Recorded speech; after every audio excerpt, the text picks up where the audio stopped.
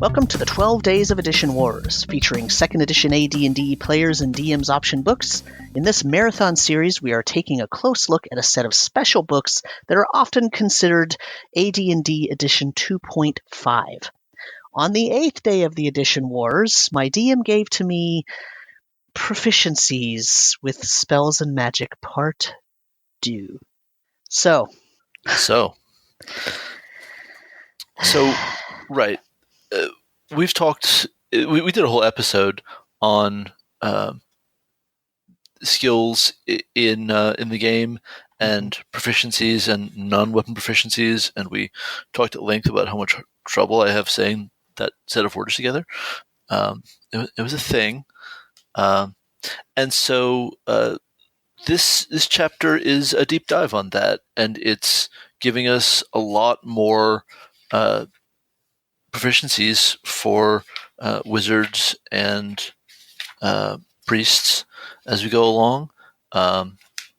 It's not a terribly long chapter, but this is very, very much filling the same role in this book as a chapter on feats will do in a 3.x book, such as Complete Arcane. Because, as we've attested so many times, these all come across as feat-like content. right. And Most of them provide a specific mechanical benefit. they're very often positive statements about something you can do, but you very often have to roll to do the thing. Right.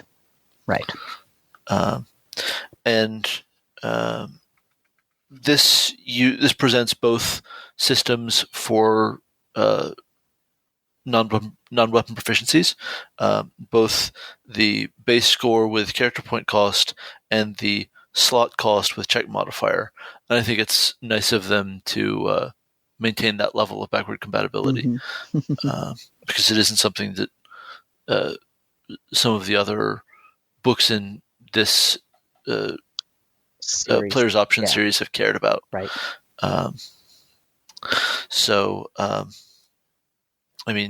This is 17 new skills, and some of them are going to, make it into the 3.0 skill list. I'm looking at you, alchemy and concentration. Well, these are all just the wizard ones, right? Because there's others. Right. There's others. So when you say 17, that's just yes, the I'm wizard sorry. ones, right? But yes, some of them end up being. And then there are 16 priest skills, priest proficiencies, some of which are also going to make it into later skill lists in other ways. So, I don't know that a deep dive into each individual proficiency is going to do anyone a ton of favors, but as far as I can point to, this is the first appearance of concentration as a thing for maintaining spells, and if you are, if you're looking for it, it's going to persist all the way through 3.0 and 3.5. Not be exactly a thing at all in 4th, and then come back in a greatly simplified but form with a vengeance in 5th. Yes, but with a vengeance, absolutely. It definitely has teeth, but the format is simpler, and it isn't a skill point tax the way it most assuredly is here. I mean, once you have started to sink points into this thing, I really feel like you want to continue, because there's a lot of sunk cost fallacy in. I don't want to be kind of good at not losing spells. I want to be great at not losing spells if I'm going to sink anything into it.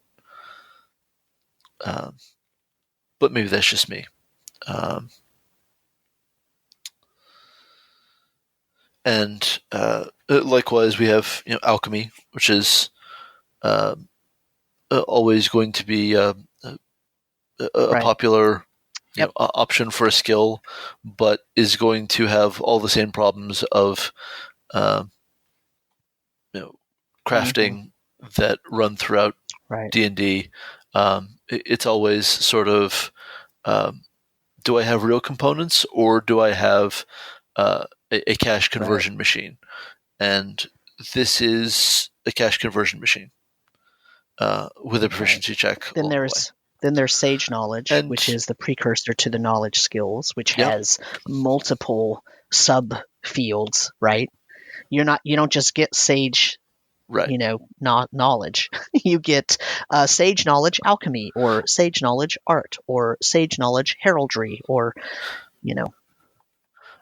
For sure, though, to a considerable degree, those were already attested under other names in the second edition Player's Handbook. Agreed. Right. I'm just pointing out they go through the painstaking, let's give a paragraph or two to each of these individual, I mean, it's a huge section. It is practically the majority of the chapter. It's just a ton. And I did have players that really wanted to engage with this. I'm actually going to say that out of this book, this might have been the chapter that saw the most player engagement from my group. I have memories of, I wish I were making this up, reading the wizard optional abilities and limitations section out loud to one of my players over the phone. I mean, it's not really a mystery why I didn't have a ton of friends, y'all. Like, the people that liked me must have really liked me, but everyone else thought I was weird. And in their defense, they weren't wrong. But I recall having a player who decided that he was going to go after some Sage Knowledge, and in fact didn't play it as a wizard. He played it as a fighter. It was what he wanted to do. He had a concept. God bless him, he chased it. I think that campaign didn't last real long.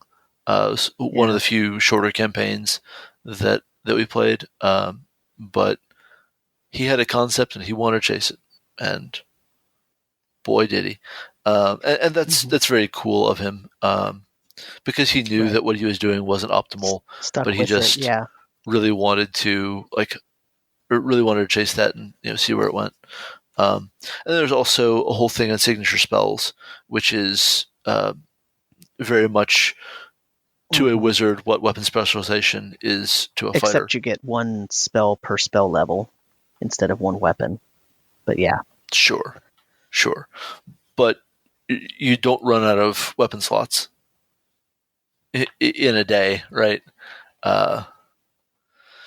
And so, I mean, to me, signature spells really are more interesting than weapon specialization, because signature spells don't really make you lose interest in treasure.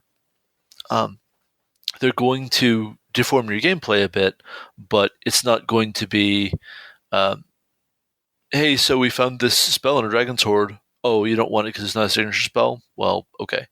And that's my deal with not liking specialization as a thing. I realize that I may be the only person who cares about that, but I think it's corrosive to the game. So, right, then we get priest proficiencies, which are similar. Are similar in overall deal. There's definitely some overlap with bookbinding and papermaking and scribe and sage knowledge, but then you have skills like diplomacy and persuasion, two separate skills, and oratory, not two different names for the same thing, and oratory, all three different. Good. Yep. Yep. Yeah. And then, which ties nicely into bureaucracy, but Right. Well, and administration and bureaucracy and ceremony. Yes. And law. Those are all separate and things. investigation. Sure, thank you. Yeah. Of course. Yeah. It's a stretch. I think. Well, these as being just open to the priest. This is informed by the idea of the priest as clerical diplomat and, sort of medieval ideas of, the bishop is a politician as well as, a church figure, and therefore that person must be persuasive in the pulpit, but also must have other skills that they can use on the politicians and yada yada yada.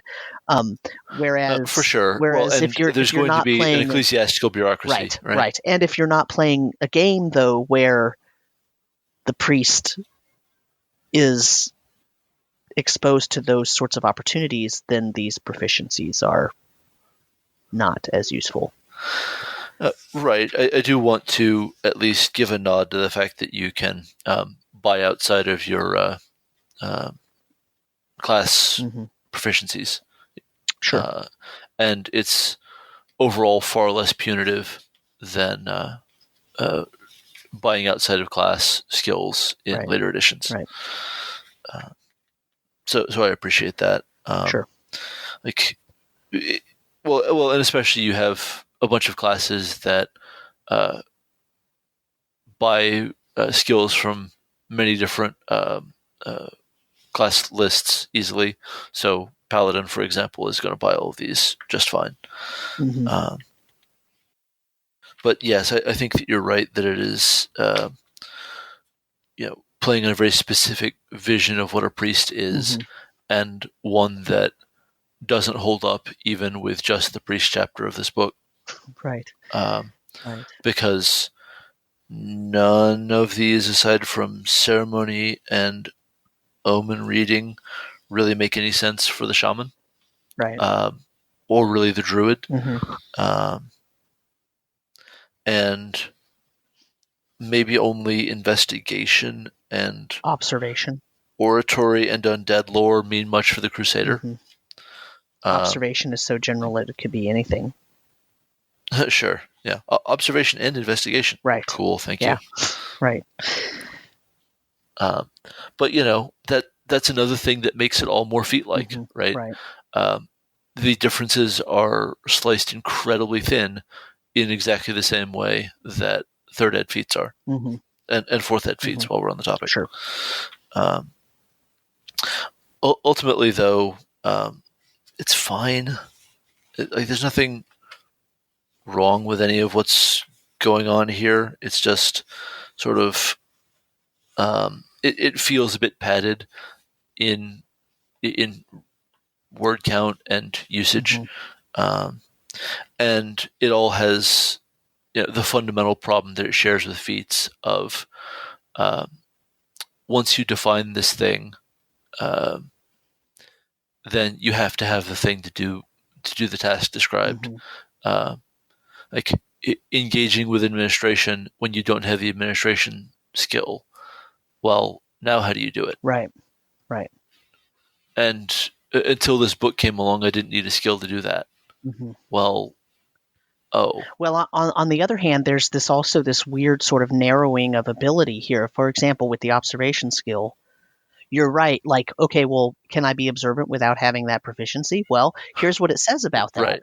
It says that characters that have observation have cultivated an exceptional power of observation, and the DM can ask for a proficiency check anytime there's something wrong or unusual. Here's the example. The example is the character may note the fact that the tools of a potter's shop are caked with a different kind of clay than present in the workshop. Okay, that's decent. Then it says, or they might notice the telltale marks of traffic that indicate the presence of a secret door.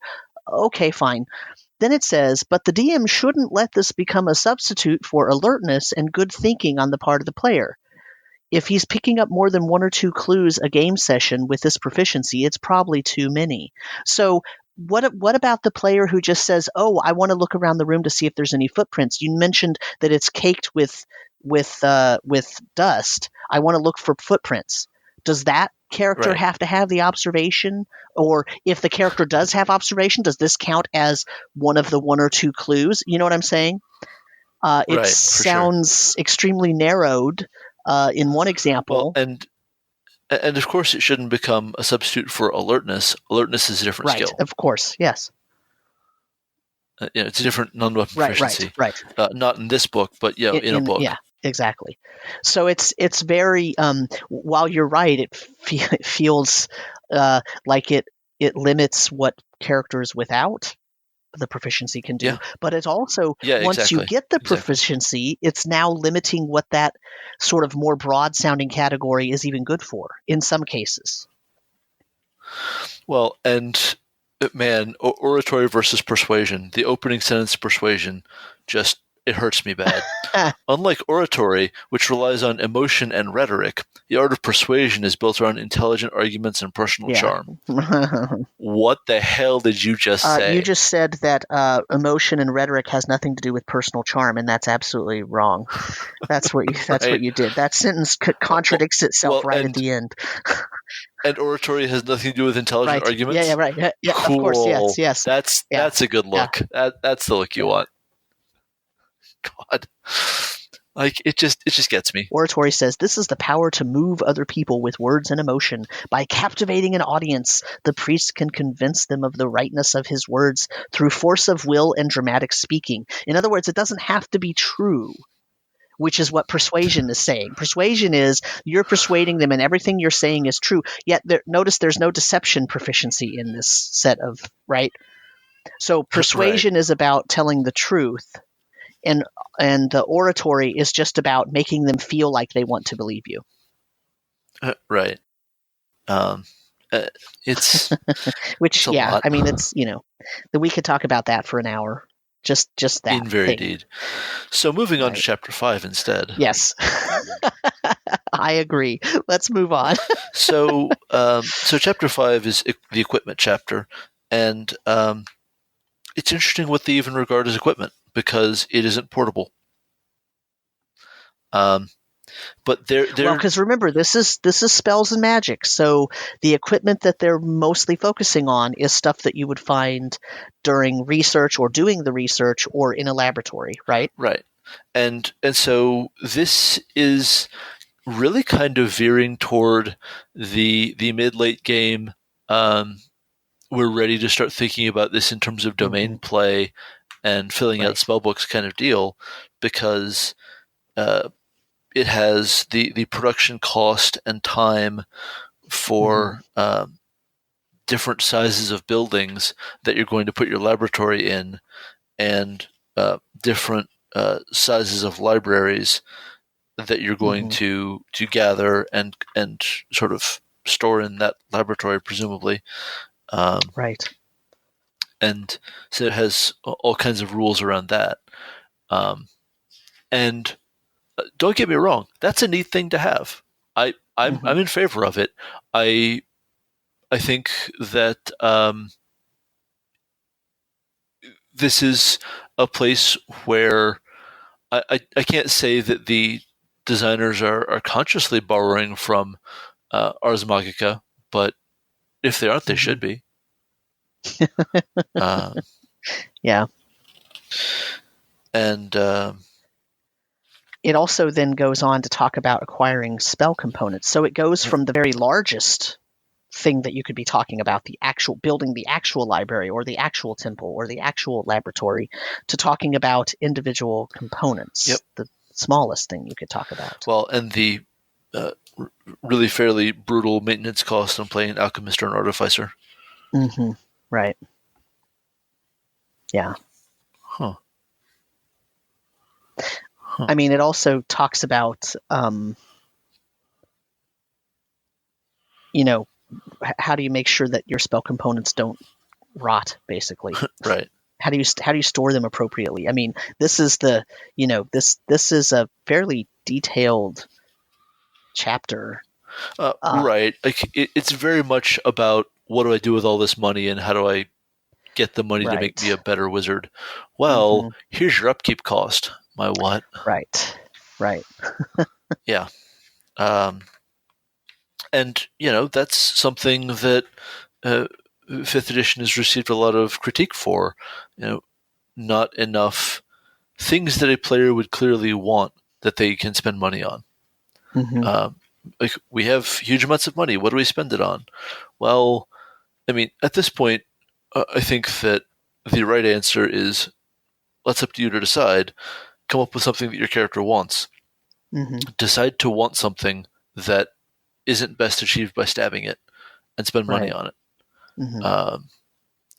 But this is operating in the dynamic of 2nd edition Wizards, where that's the primary form of arcane caster, and there aren't all of these charisma-based spells-known casters who don't need to research spells kicking around.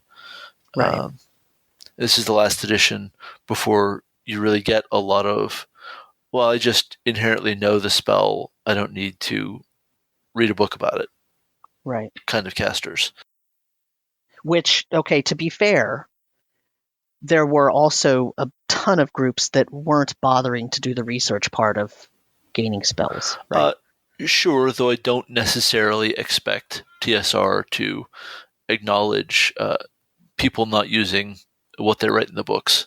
Sure, that's fine. I'm just pointing out that the play at the table depended on the group. For sure. And I know just from my own experience, so this is anecdotal, that at some level, unless it becomes part of the quest of the campaign, you're not going to send your wizard off to spend 3 months at a library researching something just to learn that 7th level spell.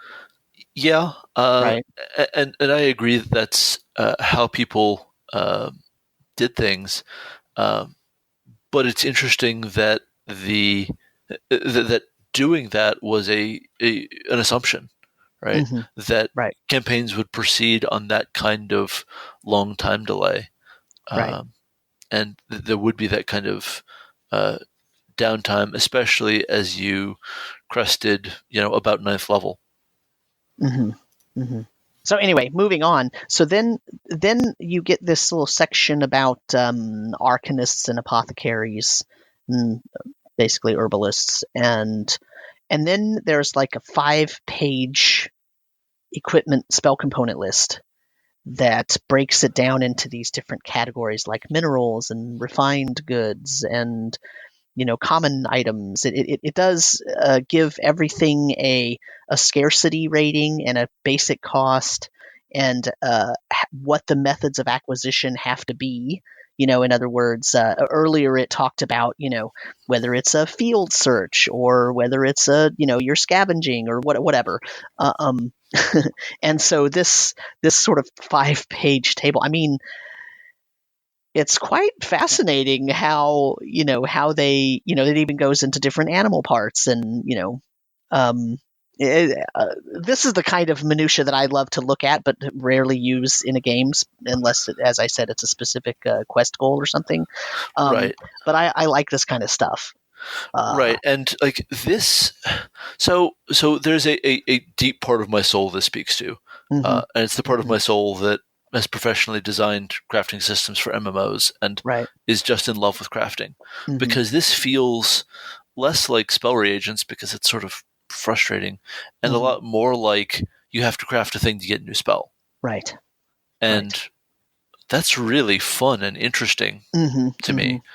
But yeah, it's a giant table with, rarity and means of acquisition and so on. It's pretty fun if you have the kind of group that can give the spellcaster that kind of time. Now, let's be real. No one wants to be managing the actual components of each individual spell in this way. And 3rd Ed is the first edition that just comes out and says that we know you're not going to do this. You have a spell component pouch. It has the stuff you need. Let's move on. Right? And that continues right through, unmolested into 5th edition. Sure. Yeah. And but, you get the ability to use a focus and all that kind of stuff. So yeah. But if you did use this table as a component list for crafting spells as your approach to spell research, that would be real cool. It'd be real cool. It would have, I think, a very much an Elder Scrolls alchemy dynamic to it, and people like that because they keep doing it. If people hated it, they wouldn't keep doing it. Right. But did we cover the priestly altars? Oh, I kind of skipped over them just as the items that can be, used. A consecrated priestly altar is the priestly answer to what wizards are doing. Right. And that's fine and good. Yeah, I mean, it's whatever. It basically, a consecrated altar makes that basically a blessed magical area. And, if you have believers in the same faith as that priest, you can start doing things like having a pilgrimage, having some NPCs form a pilgrimage to go to that altar, that sort of consecrated holy area, that sort of thing. It makes that possible in a very specific way. But whatever. It is what it is. But that leads us to the end of that chapter. After that equipment table with all the components and all that, then you have just one more thing about the spell component. The very first section of the spell component table is models and miniatures. You can get by special order a miniature clay ziggurat for 10 gold pieces. Which, fair enough. That stuff, as you said, that speaks to a very deep soul thing. I just love the idea of that. That, if you're playing in a high magic world, like, you sort of have this idea of, well, what are all these things when you go into the magic shop? It's not just a bunch of potions that the players want to buy off the shelf. It's these little jars of all of these, components and all of these little items, and they have to have dates and how they've been stored. And that's the sort of, like, if you're in a high fantasy world that has magic freely available, or maybe not freely available unless you know where the quote magic shop is, and then when you get there, that's the place where all of this stuff is. That sort of magical, mysterious, bunch of clay jars. Well, what's in them? Well, let's take a look at what's in them. That sort of thing really speaks to me in terms of setting a tone. And this spell component table, I've used it countless times, along with some that were from old Dragon Magazine issues about how you get components and what creatures have what components. Like, I just use that sort of thing, not as a campaign focus, but just as a, here's this one part where you go into this area and here are all these things, and how did this person acquire these, and that sort of thing. It's very, evocative of a certain type of world for me. So, anyway. Yeah. Oh, so the other thing that shows up here is rules for buying, selling, and trading magic items, which this is unusual in second edition. It was unclear to me how difficult that was supposed to be in first edition, where every magic item had to have an associated gold piece value, so you know how many experience points you get for it. But this is one of the few places that it is given a formal presentation, if a punitive one, in second edition. It talks about the cost of magic items, and the game wants you to mostly be adventuring for magic items and not buying them. But let's face it, players who discover a giant hoard of wealth are going to want to turn it into some kind of power or risk mitigation. And so, spending, as a basic rule of thumb, magic items should be worth anywhere from 5 to 20 times the listed experience point value. The other thing, though, is that also this section also assumes a certain world setting situation, and here it is. It says, for various reasons, magical items tend to be concentrated in the hands of player characters and their principal enemies. This means that the PCs never really experience the true scarcity of an enchanted item, and they lose the sense of wonder that most people in the world would feel at even seeing or being in the presence of a magical sword, wand, or a nifty thing like a carpet of flying. Yep. Because of what I just expressed a few minutes ago about, well, if you know where the magic shop is, you go to the magic shop in your large capital city, and here's all the things in the jars and all the everything that you could do with that, or what you might find in a large arcane library or whatever. The PCs would be exposed to that, but regular commoners would not. It's true, if that's the setting that you're in, then that would be true. But I would hazard a guess to say that, for example, in 5th edition, in the Forgotten Realms, the majority of people in Waterdeep, commoners in Waterdeep, have been exposed to magic in a consistent enough manner that it's no longer mystical to them in certain ways. For sure. Like, you really can't read the second ed presentation of the City of Splendors and think anything else. And also, I would say the same for Eberron, although that did not exist necessarily in 2nd edition. It might have existed in Keith Baker's home campaign, but in terms of for general consumption, Eberron did not exist until 3rd edition. So that's heck, it has trains that run by lightning. So airships that travel by elemental power in Spelljammer, for example. So this particular setup suggests a specific type of setting that doesn't necessarily match the actual settings that people were playing in. Yeah, I think that's extremely fair. Well, and like this whole section, like, making this work for Dark Sun. Right. Not so much. Yeah. I mean, we're going to get to the Dark Sun section. That's later in the book. Sure. It's just this chapter doesn't carry that sense of grimdark scarcity that typifies Athos, I think. Yeah. So you want to move on to the next chapter?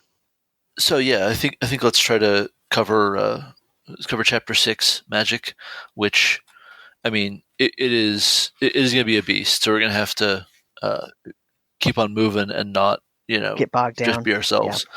Yeah. So this is the deep dive kind of stuff, right?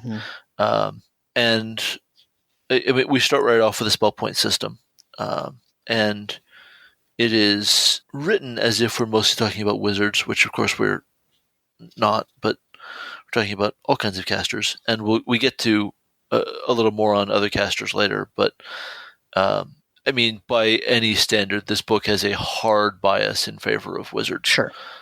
In terms of what the content is and how it's all addressed.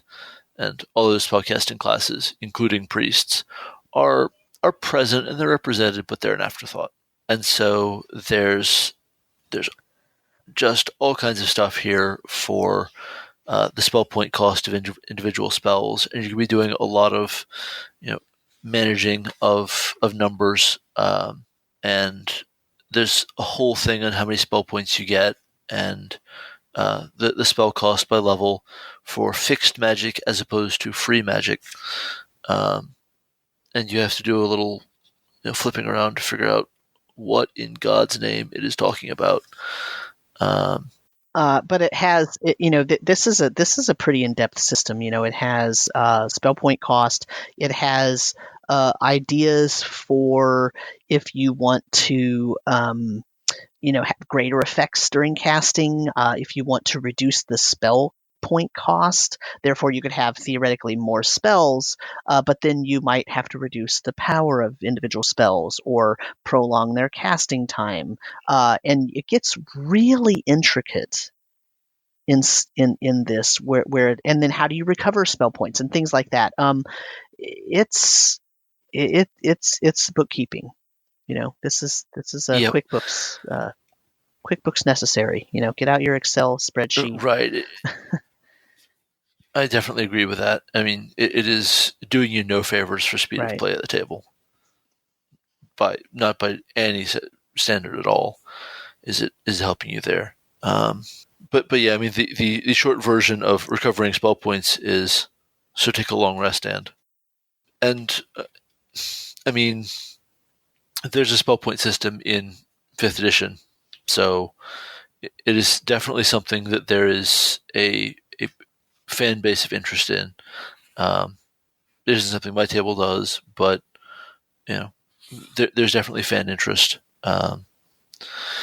This system happens to be one of the more grueling variations available because there are so many different things to do to increase or reduce cost.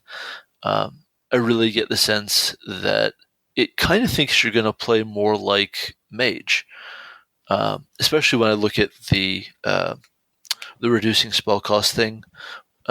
Well, a lot of these are only sort of okay ideas if the players have a lot more control over the pace of the narrative, and it isn't mostly an action game as people talk about D&D being, but more kind of, well, we're a cabal, we research things at our own pace.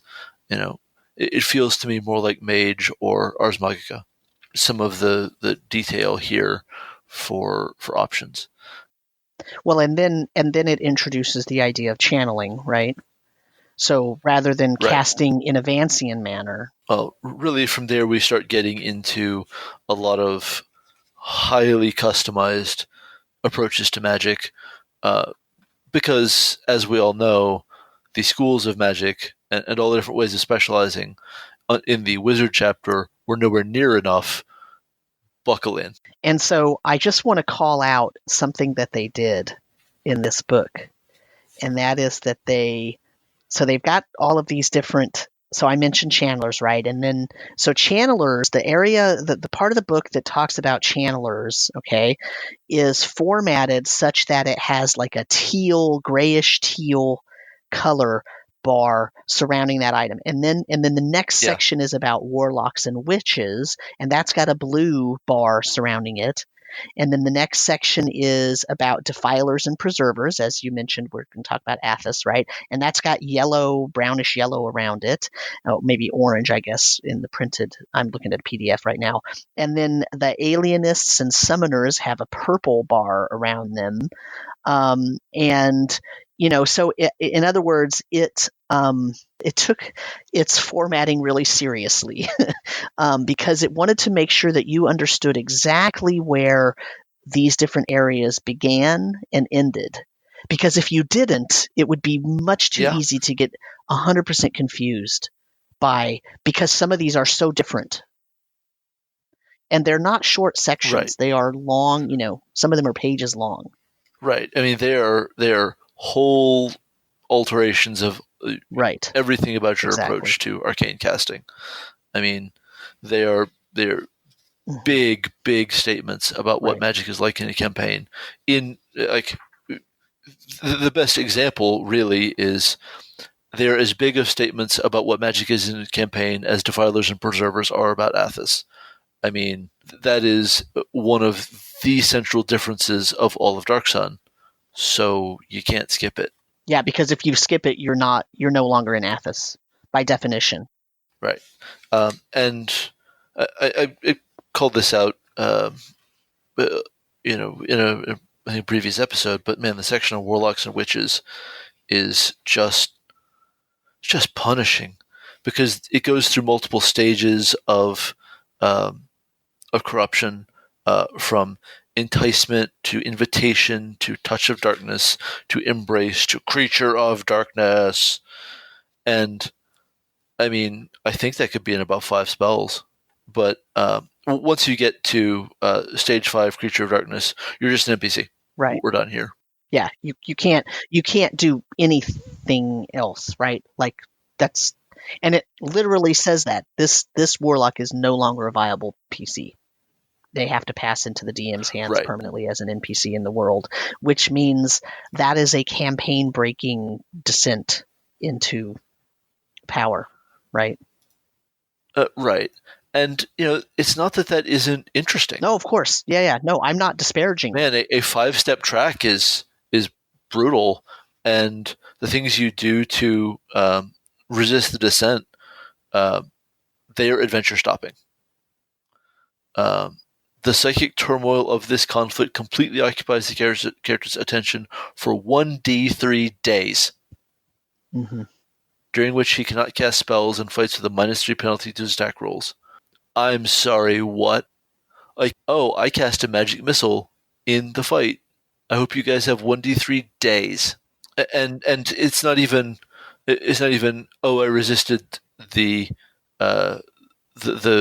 change in stage, so the adventure is disrupted, or I didn't resist it, and so the adventure is disrupted. No matter what, like just testing the roll, like that's it. Let's actually tell our audience that's listening what exactly we're talking about. So, Warlocks and Witches, it says, I'm going to just read it to you. They have a serious limitation. Every time they spend spell points to cast a spell, they risk attracting the attention of a chaotic or evil power. The character has a percentage chance equal to the number of spell points that they expended, minus their level, of being forced to take a step into the pact of service with the malevolent power. For example, a 7th level wizard casting a 4th level spell, 15 spell points, has an 8% chance, so 15 spell points minus 7, their level, that's an 8% chance of drawing too much of their patron's power and then being required to either add to the debt of service that they owe or start on the path of servitude to another dark master. There's always at least a 1% chance of this happening regardless of their level. So, sure. So what happens is when they go into, stage 1 is enticement. Their patron gives them a gift. They gain a minor unnatural feature or trait. There's a whole bunch of more things in here, okay? But basically, the more steps you go in here, the more power you get, but there's only 5 steps. So when you hit the 5th step, you're no longer a PC. And as you gain more power, your percentage chance of accidentally, that seems like those numbers don't seem like they're that big. Oh, 8% chance, 8% chance. Guess what? If you play a lot and you cast spells a lot, as you will if you're a warlock, then there's a high chance you're going to accidentally invoke this multiple times. Right. Well, for example, a 6th level spell for fixed magic, you're looking at 30 spell points, and you're casting that at 12th level at the soonest. So, okay, 18% chance. Mm-hmm. That's getting it up there, right. And it scales up sharply from there. Right. And there's the narrative is good and interesting, but the mechanics are just brutal, and it isn't like you have a lot of other problem-solving tools to work with, because it's not like your class gives you a bunch of features that aren't spellcasting. Mm-hmm. Mm-hmm. In a campaign where you had a whole other class worth of features and options for solving problems, so you were only drawing on your spellcasting when the chips were down, then we're getting somewhere, and that's pretty cool. Right. Also note that as you take the steps along this path, you not only, it's not just, oh, well, now you're sort of subsumed into this patron's, whatever. You actually might start to grow things like horns or fangs or talons, or, your eyes might start glowing red, and, you might get some extra abilities that go along with that, like an acute sense of hearing or an acute sense of smell. But now you have horns. You can't just walk into town. You have to make sure you have a cloak on with a hood.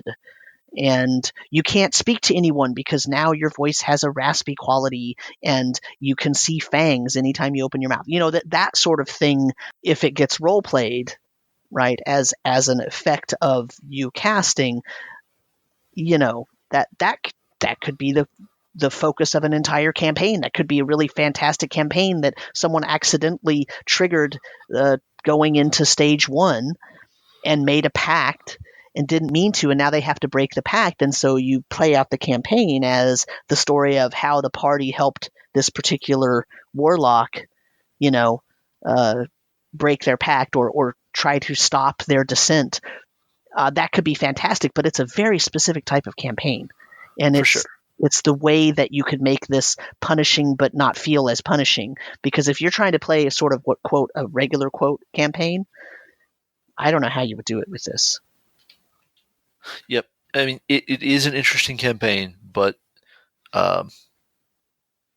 it really changes everything. So just to talk about channelers, the idea is that you have to, draw the magical energy through yourself, and you get fatigued. There's a whole fatigue table and faster spell point recovery and that kind of thing. But the fatigue levels, much like exhaustion levels in 5e, are harsh.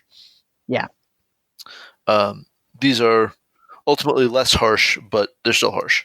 But you can become severely fatigued, where you get a -4 penalty to all attacks, a +3 penalty to your armor class, because remember we had the different armor class direction here, yep.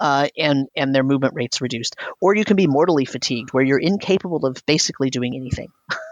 Yep. Other than, you have to attempt a saving throw versus paralyzation, right? And you're just so strained you can't do anything.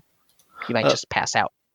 Right, and this is very much in keeping with the supporting fiction of fantasy in general, but it isn't D&D styles anymore. Right. And that's okay.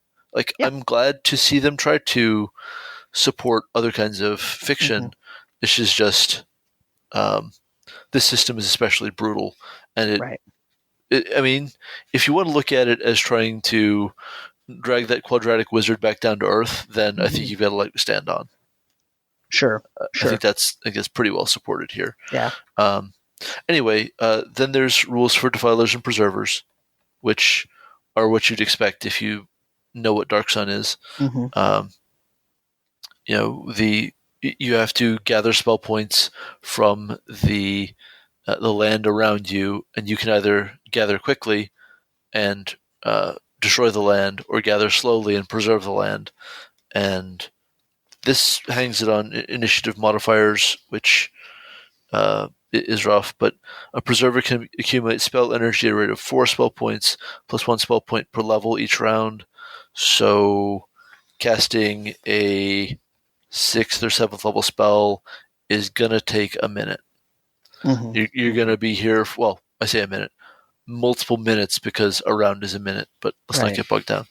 But you're also talking about alignment requirements now. Oh yeah.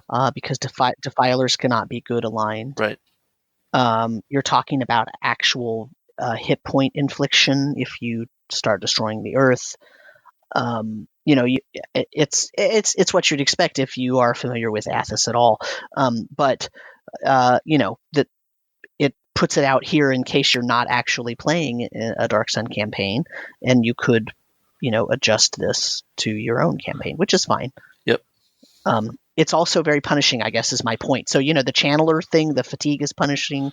The warlock 5 steps until, being fully overcome is punishing. And the defiling versus preserving is punishing.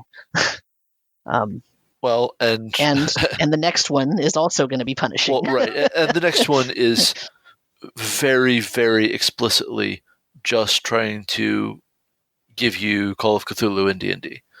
Like, sure, they're not beating around the bush at all. There are places where the text calls out that they're trying to do what happens with spellcasters in Lovecraft's work. Right. And this is your Far Realms infestation. Right. But it only infests your mind, so you go insane. Right. And there's a random insanity chart, which is going to be just as problematic as almost all other tabletop game presentations of mental illness. No surprise here. It's problematic. Yep. I mean, this is, and it's horrible to have to say this, but this is less problematic than some of the mental illness stuff from Forgotten Realms. Yeah. Because homosexuality is not a listed mental illness. Yeah. Yeah. Anyway, like this much like sort of sanity loss in Call of Cthulhu is an increasing thing. You have your chance of insanity and your modifier to random insanity chart roll, just the whole deal, right? Mm-hmm. You're taking a risk every time you cast a spell. No surprise. Right. And almost the entire mechanics are just the listing of all the mental illnesses. Mm-hmm. There's right. The actual mechanics are less than one full page, I think. They're about one full page, and then everything else is mental illnesses and phobias. Yeah, great. This is more about informing the player how they should be role playing their character if they are afflicted with this mental illness. Yeah, definitely. And so that leads us into priests, which they have their own, individual categories of systems of magic, but ultimately, priest spell points work about the same way. There's fixed theurgies and free theurgies, which is basically, well, if you didn't prepare the spell, but you still really need it, you can just pay a bunch extra, and it's fine. Which is cool. Honestly, I'm into that. Mm-hmm, mm-hmm. Something that is to me the right kind of trade-off to be offering, is what I want to say. I think the priest magic systems presented here are much more workable in terms of if I'm a player and I'm looking for, I want to do something, I'm not sure that I would choose one of the spell systems from the wizard section, unless there was a very specific campaign we were playing, right? Right. But for example, the ritual. I don't think there's a real sense that the player would choose one of those, mm-hmm. Because they wanted to do that. It's right. More the player has agreed with the GM that's going to be how arcane magic works. Right, in whatever setting. I don't see alienism and summoning living alongside channeling. Right. And you just choose one of those. I don't think that's what we're talking about. I meant it more as, I don't see a player reading one of these and saying to their DM, hey, for the next campaign, I want to play this kind of wizard that uses spells this way, right. without a lot of leading conversation beforehand, right? Right. And a discussion about how long that campaign might actually be, right? Is it 3 sessions? Because that's different than, we're going to play for a year and a half and you're playing a defiler, Right. Well, and so the priest section again offers channeling, which is brutal if you need to be a party healer. If you're expecting to spend most of your spell slots in a day, or spell points, comparable to spell slots, mm-hmm. then ouch. Right. You might be able to cast many separate times in a day, but you're going to need a bit of a tea time between. Mm-hmm. So the next option is ritual prayer, which is very, very involved with places of interest, sanctified places, mm-hmm. offerings, purity and faithfulness, previously expended spells. Preparing for the right amount of time, having the correct, offerings. Those two things are extremely important to providing the ritual effect that you want. This is suited to a game where you're going to have a lot of downtime and you get to say, well, here's what my priest is doing while everybody's out at the tavern carousing. I'm doing this thing instead, right? Which is a very different kind of game than I think a lot of people were playing. Yep.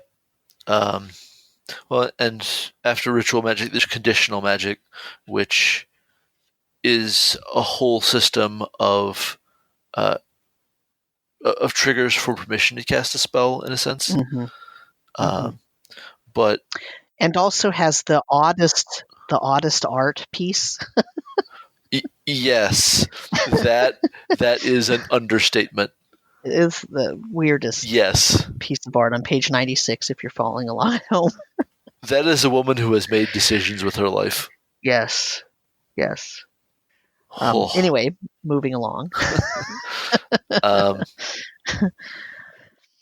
But the effects of conditions table is it is doing a thing. Like there's a whole thing about you might get to cast at a higher caster level or whatever, depending on how many positive conditions you've stacked up as opposed to negative conditions. Or you might just fail completely because of Right. the negative conditions. Yeah. And so that's going to be adjusting your spell point cost on the fly. Yeah, and talk about bookkeeping again, right? So here's some ideas of what they're listing as positive conditions. The priest is engaged in combat against a traditional enemy of the god or the faith. For example, if you're a priest of Thor, you might have giants as your, whatever. Or second condition, the priest is located in a place sacred or special to the deity. Okay. Third, the priest is engaged in a situation favorable to the deity, fighting for a god of war or trading for merchant power, etc.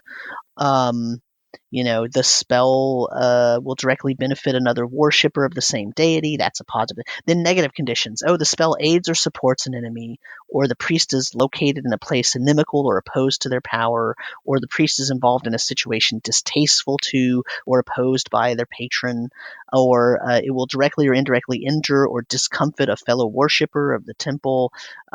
Those are the sorts of positive and negative effects that we're talking about. Yep. If you're in an adventuring party and you're going into a crypt that is representatively under a temple from an evil god, I mean, you've stacked up all of these negative conditions. Right.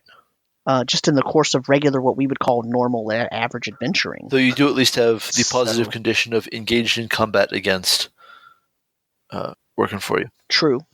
Yeah. But yeah, you are probably going to be thinking real hard about ways you can mitigate some of this stuff. And really, if you have party members who belong to other faiths, you've already failed. Like you are making a bad mistake and you need them to convert just so you can use your class abilities. That is a problem. Right. Yes, it is. Right. Anyway, the rest of this chapter goes quite quickly. Druidical magic doesn't get much of its own section except to say preserving and defiling could be a thing, but it's kind of an appendage. Right. And then other spellcasters is just spell point tables. There's no deep dive there into alternate casting methods. Yeah, so bards, rangers, paladins don't get much notice at all, really. It just really is a separate spell point progression table. That's all. Right, and I think you could probably, because bards are just arcane casters under a different name in second, like their spell list is the wizard spell list. I think that if you wanted, you'd be so option rules for spellcasters is a little section here saying you can use channeling or whatever for your other kinds of spellcasters if you want. That's fine. And bards probably should, because there's nothing really stylistically that should get them out of whatever hassle you're dragging your wizards through. But that's going to bring us to the end of chapter 6, and I believe the end of another episode. I believe so, yes. And the next chapter, spell research and magic item creation, is something we can talk a lot about, along with chapter 8, which is spells in combat. So that's going to be our next episode. We hope you are enjoying this 12 days of Christmas, or 12 days of Edition Wars. Thanks, everybody.